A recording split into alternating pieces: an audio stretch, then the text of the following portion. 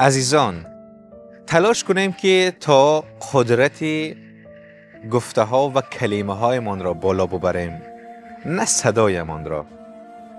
زیرا این گل های زیبایی را که میبینید از بارش باران و قطره های آب داده باغبان زیبا و شکوفا و معطر شده اند، نه از قدرت رعد و برق. پس ما هم تلاش کنیم تا اینکه صدای من را بالا ببریم، منطق کلام من را بالا ببریم، چون بارش آن بارانه که باعث رشد گل ها می شود، نه قدرت رعد و برق. با مرکز خرد بمانه تا بهترین ها را بشنوه.